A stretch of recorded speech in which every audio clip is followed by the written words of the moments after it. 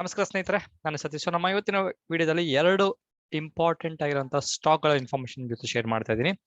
ಮೊದಲನೇದಾಗಿ PVR ಮತ್ತು ಸಿನಿಪಾಲಿಸ್ ನ ಒಂದು ಮದುವೆಯ ಒಂದು ಸಮಾರಂಭ, ಅದ್ರ ಜೊತೆಗೆ ಕ್ಯಾಮ್ಸ್ ನ ಒಂದು ಹೂಡಿಕೆ, ಹೊಸ ಒಂದು ಫಿನ್ಟೆಕ್ ಅನ್ನೋ ಒಂದು ಕಂಪನಿಯಲ್ಲಿ ಇನ್ವೆಸ್ಟ್ಮೆಂಟ್ಸ್ ಮಾಡ್ತಿದ್ದಾರೆ. ಯಾವ ರೀತಿಯಿಂದ ಇನ್ವೆಸ್ಟ್ಮೆಂಟ್ ಮಾಡ್ತಾರೆ, ಈ ಒಂದು ಸ್ಟಾಕ್ ಅಲ್ಲಿ ಇನ್ವೆಸ್ಟ್ಮೆಂಟ್ ಮಾಡಬಹುದಾ, ನೀವು ಲಾಂಗ್ ಟರ್ಮ್ ಇಟ್ಕೊಬೋದಾ ಅನ್ನೋ ಒಂದು ಕೆಲವೊಂದು ಇನ್ಫಾರ್ಮೇಶನ್ ಶೇರ್ ಮಾಡ್ತಾ ಇದ್ದೀನಿ. ನೆನ್ಪಿಟ್ಕೊಳ್ಳಿ, ನಾನು ಜಸ್ಟ್ ಇನ್ಫಾರ್ಮೇಶನ್ ಪರ್ಪಸ್ ಮಾತ್ರ ಈ ವಿಡಿಯೋ ಮಾಡ್ತಿರೋದು.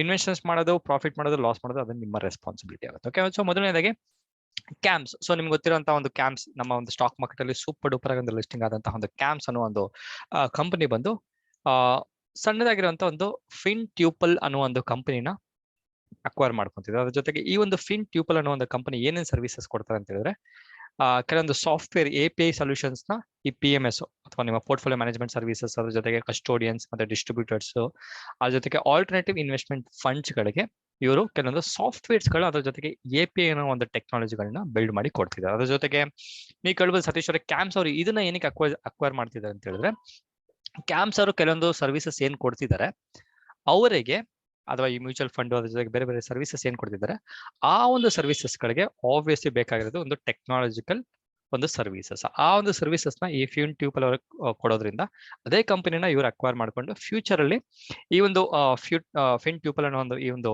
ಕಂಪನಿ ಯಾವ ರೀತಿ ಸರ್ವಿಸಸ್ ಕೊಡ್ತಾರೆ, API ಸರ್ವಿಸಸ್, ಆ ಒಂದು ಸರ್ವಿಸಸ್ ಅಪ್ಕಮಿಂಗ್ ಫ್ಯೂಚರ್ ಇಯರ್ ಅಲ್ಲಿ CAGR of more than 20 to 25% ಕೊಡುವಂತ ಒಂದು ಚಾನ್ಸಸ್ ಇರೋದ್ರಿಂದ ಇವರು ಈ ಕಂಪನಿನ ಅಕ್ವೈರ್ ಮಾಡ್ಕೊಂಡಿದ್ದಾರೆ.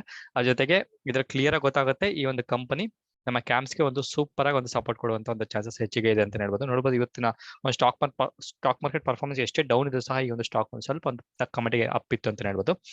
ಈ ಒಂದು ಫಿನ್ ಟ್ಯೂಪಲ್ ಒಂದು ಕಂಪನಿ ಬಂದು 2018 ಅಲ್ಲಿ ಒಂದು ಸ್ಟಾರ್ಟ್ ಆದಂತಹ ಒಂದು ಕಂಪನಿ. ನೋಡಿ, ಜಸ್ಟ್ ಒಂದು ವಿತಿನ್ 4-5 years ಅಲ್ಲಿ ಈ ಒಂದು ಕಂಪನಿ ಎಷ್ಟು ಚೆನ್ನಾಗಿ ಬೆಳೆದಿದೆ ಅಂತ ನೀವು ನೋಡ್ಬೋದು. ಅದ್ರ ಜೊತೆಗೆ ಈ ಒಂದು ಕಂಪನಿಯಲ್ಲಿ ಅದತ್ರ 51% ಸ್ಟೇಕ್ ನ ಈ ಕ್ಯಾಮ್ಸ್ ಅಕ್ವೈರ್ ಮಾಡ್ಕೊಂಡಿದ್ದಾರೆ. ಕಂಪ್ಲೀಟ್ ಓನರ್ಶಿಪ್ ಸಹ ಇವರಿಗೆ ಬಂದು ಬರೋದ್ರಿಂದ ಈ ಒಂದು ಕಂಪನಿನ ಇವರು, ಅಥವಾ ಈ ಫಿನ್ ಟ್ಯೂಪಲ್ ಅನ್ನೋ ಒಂದು ಕಂಪನಿನ ಈ ಕ್ಯಾಮ್ಸ್ ಅವರು ಸಬ್ಸಿಡರಿ ಆಗಿ ಒಂದು ಲಿಸ್ಟ್ ಒಂದು ಮ್ಯಾಪಿಂಗ್ ಅಥವಾ ಆರ್ಗನೈಸೇಷನ್ ಮ್ಯಾಪಿಂಗ್ ಮಾಡೋದ್ರಿಂದ ಫ್ಯೂಚರ್ ಅಲ್ಲಿ ಈ ಒಂದು ಸ್ಟಾಕ್ ಸಹ ನಿಮಗೆ ಹೆಚ್ಚಿನ ಒಂದು ಬೆನಿಫಿಟ್ ಕೊಡುವಂತ ಚಾನ್ಸಸ್ ಇದೆ. ಅದ್ರ ಜೊತೆಗೆ ಈ ಒಂದು ಕಂಪನಿಯ ಒಂದು ವೀಕ್ಲಿ ಟೈಮ್ ಫ್ರೇಮ್ ನ ಒಂದು ಅನಾಲಿಸಿಸ್ ನೋಡ್ಬೋದು. ಇಲ್ಲಿ ವೀಕ್ಲಿ ಟೈಮ್ ಫ್ರೇಮ್ ತಗೊಂಡಿದ್ದೀನಿ. ಸೊ ವೀಕ್ಲಿ ಟೈಮ್ ಫ್ರೇಮ್ ನ ಅನಾಲಿಸಿಸ್ ನೋಡಿದ್ರೆ ಆಲ್ಮೋಸ್ಟ್ ನೀವು ಯಾವ ಒಂದು ಟಾಪ್ ಹೋಗಿತ್ತು ಹತ್ರ 4000 ರೇಂಜ್ ಗಂಟೆ ಹೋಗಿತ್ತು, ಅಲ್ಲಿಂದ ಆಲ್ಮೋಸ್ಟ್ ಒಂದು 45% ಒಂದು ಡ್ರಾಪ್ ಆಗಿರೋದ್ರಿಂದ ಕಂಪ್ಲೀಟ್ ಒಂದು ಸೂಪರ್ ಆಗಿರುವಂತಹ ಒಂದು ಲೆವೆಲ್ ಅಲ್ಲಿ ಒಂದು ಸಸ್ಟೈನ್ ಆಗ್ತಿದೆ ಅಂತ ನೋಡ್ಬೋದು. ನೋಡಿ, ನೀವು ಫಾಲ್ ಆದ್ರೂ ಸಹ ಸಿಕ್ಕಾಪಟ್ಟೆ ಸೂಪರ್ ಆಗಿ ಸಸ್ಟೈನ್ ಆಗಿದೆ.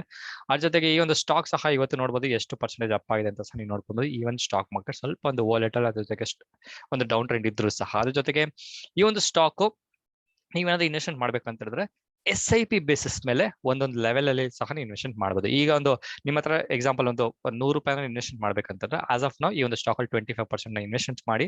ಅದ್ರ ಜೊತೆಗೆ ಈ ಒಂದು ಲೆವೆಲ್ ನೋಡಿ, ಈ ಲೆವೆಲ್ ನಾನು ಏನ್ ಮಾರ್ಕ್ ಮಾಡ್ತಾ ಇದೀನಲ್ಲ, ಈ ಒಂದು ಲೆವೆಲ್ ನ ಬ್ರೇಕ್ ಆಗಿದ ತಕ್ಷಣ ಈ ಲೆವೆಲ್ ನೋಡಿ, ಇಲ್ಲೊಂದು ಕ್ಯಾಂಡಲ್, ಈ ಒಂದು ಲೆವೆಲ್ ಬಂದ್ಮೇಲೆ ಮತ್ತೆ ಅಕ್ವೈರ್ ಮಾಡ್ಕೊಂಡು ಮತ್ತೆ ಅಕ್ವಿಷನ್ ಮಾಡಕ್ಕೆ ಒಂದು 50% ನೀವು ಡಿಪ್ಲಾಯ್ ಮಾಡಬಹುದು. ಅದ್ರ ಜೊತೆಗೆ ಇನ್ನೂ ಕಡಿಮೆ ಬರುತ್ತೆ ಅಂದ್ರೆ ಸ್ವಲ್ಪ ಡೌಟ್ಫುಲ್ ಅಂತ ಹೇಳ್ಬೋದು. ಇನ್ ಕೇಸ್ ಬಂತು ಅಂತ ಹೇಳಿದ್ರೆ ಪ್ರಾಬಬಲಿ ಈ ಲೆವೆಲ್ ಅಥವಾ 1750 ಲೆವೆಲ್ಗೆ ಬರುವಂತ ಚಾನ್ಸಸ್ ಇರುತ್ತೆ. But that is very very tentative ಅಂತ ಹೇಳೋದು. ಬಿಕಾಸ್ ಯಾವುದೋ ಒಂದು ಸ್ಟಾಕ್ 45% ಬಿದ್ಮೇಲೆ ಮತ್ತೆ ಇನ್ನೂ ಬೀಳುತ್ತೆ ಅಂತ ಸ್ವಲ್ಪ ಹೇಳಕ್ ಸ್ವಲ್ಪ ಕಷ್ಟ ಆಗುತ್ತೆ. ಬಿಕಾಸ್ ಈ ಒಂದು ಸ್ಟಾಕ್ ಮಾರ್ಕೆಟ್ ನ್ಯೂಲಿ ಬಂದಿರೋದ್ರಿಂದ ಸುಮಾರು ಈ ಬಿಗ್ ಇನ್ವೆಸ್ಟರ್ಸ್ ಯಾರಿದ್ದಾರೆ ಅವ್ರ ಇನ್ವೆಸ್ಟ್ಮೆಂಟ್ಸ್ ನ ಒಂದು ಎಕ್ಸಿಸ್ಟ್ ಆಗ್ತಿರೋದ್ರಿಂದ ಈ ಒಂದು ಸ್ಟಾಕ್ ಅವ್ರು ಎಕ್ಸಿಟ್ ಆಗ್ತಿರೋದ್ರಿಂದ ಈ ಒಂದು ಸ್ಟಾಕ್ ಸ್ವಲ್ಪ ಡೌನ್ ಟ್ರೆಂಡ್ ಇರ್ಬೋದು ಅಂತ ಹೇಳ್ಬೋದು. ಬಟ್ ಟೆಕ್ನಿಕಲಿ ಈ ಒಂದು ಸ್ಟಾಕ್ ಆಸ್ ಪರ್ ಚಾರ್ಟ್ ನೋಡಿದ್ರೆ ಸ್ವಲ್ಪ ಒಂದು SIP ಬೇಸಿಸ್ ಮೇಲೆ ಮಾತ್ರ ಇನ್ವೆಸ್ಟ್ ಮಾಡಿ, ಅದ್ರ ಜೊತೆಗೆ ಲಾಂಗ್ ಟರ್ಮ್ ಇಟ್ಕೊಂಡಿದ್ರೆ ಮಾತ್ರ ನೀವು ಈ ಒಂದು ಸ್ಟಾಕ್ ಅಲ್ಲಿ ಪೇಷನ್ಸ್ ಕಾಯುವಂತ ಒಂದು ಸಿಚುವೇಶನ್ ಅಲ್ಲಿ ನೀವು ಬರಬೇಕಾಗುತ್ತೆ. ಓಕೆ, ಅದ್ರ ಜೊತೆಗೆ ನೆಕ್ಸ್ಟ್ ಸ್ಟಾಕ್ ಬಂದು PVR ಮತ್ತೆ ಸಿನಿಪಾಲಿಸ್ ನ ಒಂದು ಮದುವೆ ಒಂದು ಸಮಾರಂಭ ಅಂತ ಹೇಳ್ಬೋದು. ಸೊ PVR ನಿಮ್ಗೆ ಆಡಿ ಗೊತ್ತು, ಒಂದು ಈ ಮೂವೀಸ್ಗಳು ಯಾವ ರೀತಿ ಒಂದು ಶೋ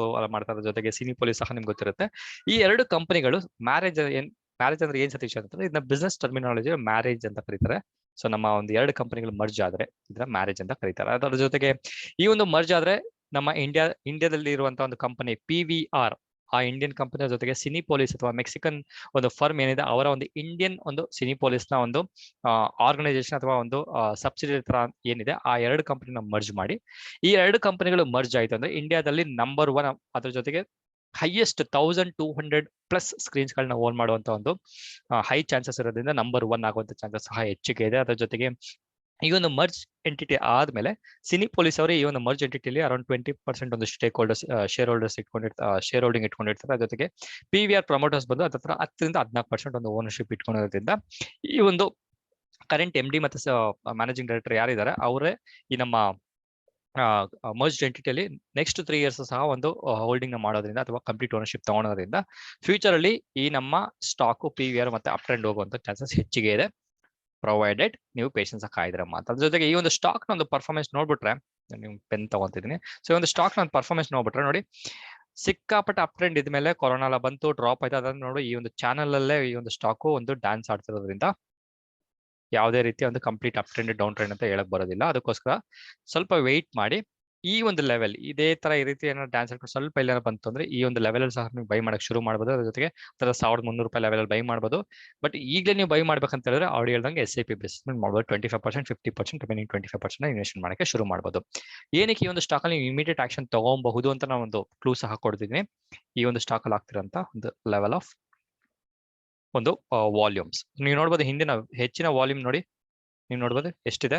ಆ ಒಂದು ಹೆಚ್ಚಿನ ವಾಲ್ಯೂಮ್ ಇಲ್ಲೇ ಆಗ್ತಿರೋದ್ರಿಂದ ಈ ಒಂದು ಸ್ಟಾಕ್ ಸಹ ಇಲ್ಲಿ ಬಂದು ಸಿಕ್ಕಾಪಟ್ಟೆ ಒಂದು ರೇಂಜ್ ಬಂಡಲ್ ಆಗಿ ನೆಕ್ಸ್ಟ್ ಇಲ್ಲಿ ಸ್ವಲ್ಪ ತಗೊಂಡು ಬಂದು ಇಲ್ಲಿ ಸ್ವಲ್ಪ ಜನದ ಸ್ಟಾಪ್ ಲಾಸ್ ಗಳನ್ನ ತಗೊಂಡು ಮೇಲೆ ಹೋಗುವಂತ ಚಾನ್ಸಸ್ ಇರುತ್ತೆ. ಅದಕ್ಕೋಸ್ಕರ ಹೇಳಿದ್ರೆ ಸ್ವಲ್ಪ SIP ಬೇಸಿಸ್ ಸಹ ಇನ್ವೆಸ್ಟ್ ಮಾಡಕ್ಕೆ ಶುರು ಮಾಡಿಕೊಳ್ಳಬಹುದು.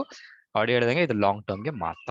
ಬಿಕಾಸ್ ಏನಕ್ಕೆ ಅಂತ ಹೇಳಿದ್ರೆ ನೀವು ಕೇಳ್ಬೋದು, ಸತೀಶ್ ಅವರೇ ಇವಾಗ ಅಮೆಝಾನ್ ಪ್ರೈಮ್ ಬಂದಿದೆ, ನೆಟ್ಫ್ಲಿಕ್ಸ್ ಬಂದಿದೆ, ಯಾರು ಥಿಯೇಟರ್ಗಳಿಗೆ ಹೋಗಿ ನೋಡ್ತಾರೆ ಅಂತ ಹೇಳಿದ್ರೆ, ನೀವು ಮೊಬೈಲ್ ಅಲ್ಲಿ ನೋಡೋದಕ್ಕೂ ನೀವು ಥಿಯೇಟರ್ ನಿಮ್ಮ ಫ್ಯಾಮಿಲಿ ಫ್ರೆಂಡ್ಸ್ ಅಥವಾ ಗರ್ಲ್ ಫ್ರೆಂಡ್ ಬಾಯ್ ಫ್ರೆಂಡ್ ಜೊತೆ ಹೋಗಿ ಥಿಯೇಟರ್ ನೋಡುವಂತ ಒಂದು ಡಿಫ್ರೆನ್ಸಸ್ ಇದೆಯಲ್ಲ, ಆ ಒಂದು ಡಿಫ್ರೆನ್ಸಸ್ ನೀವು ಥಿಯೇಟರ್ ಮಾತ್ರ ಸಿಗೋದು ಅಂತ ಹೇಳ್ತಾ ನೀವು ಈ ಒಂದು ಸ್ಟಾಕ್ ಅಲ್ಲಿ ಇನ್ವೆಸ್ಟ್ ಮಾಡಕ್ಕೆ ಶುರು ಮಾಡಿಕೊಳ್ಳಬಹುದು. ಅದನ್ನ ಬಿಟ್ಟು ಬೇರೆ ಏನಾದ್ರು ಅಡಿಷನಲ್ ಸರ್ವಿಸ್ ಬೇಕಿತ್ತಂದ್ರೆ ನನ್ನ ಒಂದು ವೆಬ್ಸೈಟ್ ಜೊತೆಗೆ ನನ್ನ ವಾಟ್ಸ್ಆಪ್ ನಂಬರ್ಗೆ ನೀವು ಡೀಟೇಲ್ಸ್ ತಗೋಬಹುದು ಅಂತ ಹೇಳ್ತಾ ಮತ್ತೊಂದು ವಿಡಿಯೋದಲ್ಲಿ ಮೀಟ್ ಮಾಡ್ತೀನಿ. ಅಲ್ಲಿವರೆಗೂ ನಮಸ್ಕಾರ.